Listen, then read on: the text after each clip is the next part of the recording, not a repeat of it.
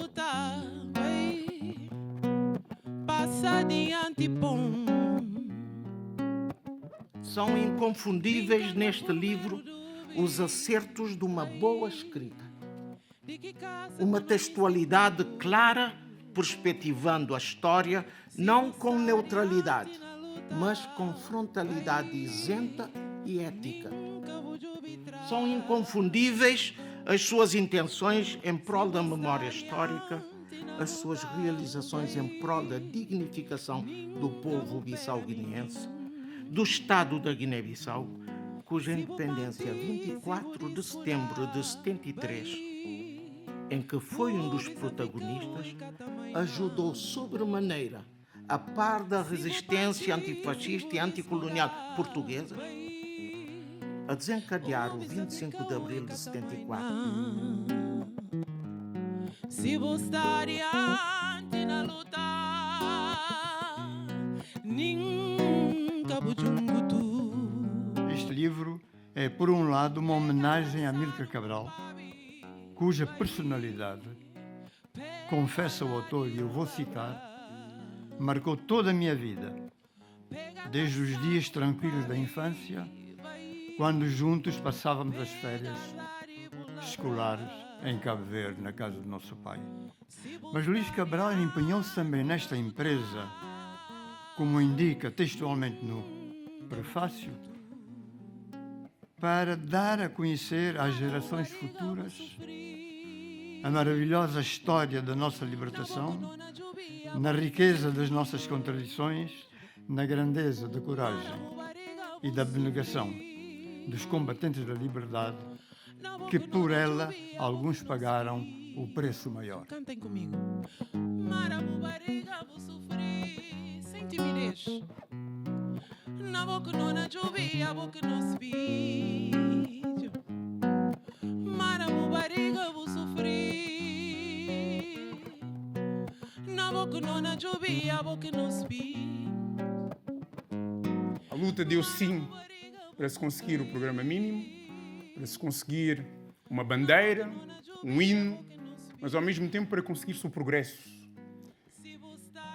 E a nossa situação atual deve interpelá-nos, enquanto guineenses, nomeadamente, e deve fazer com que nós nos apropriemos desta obra, não só no sentido de reavivar a memória, de conhecermos esta história, mas ao mesmo tempo de assumir o compromisso que estes homens e estas mulheres assumiram no determinado momento da sua vida.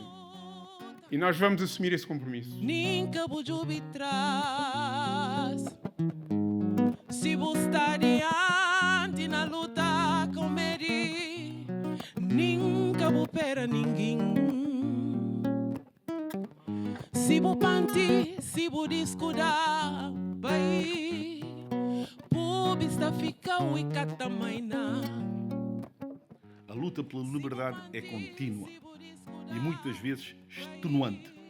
Mas a recompensa, a sensação de ser verdadeiramente livre, vale cada sacrifício. E assim continuamos a jornada, inspirados pelas histórias daqueles que vieram antes de nós e determinados a deixar um legado de liberdade para os que virão depois.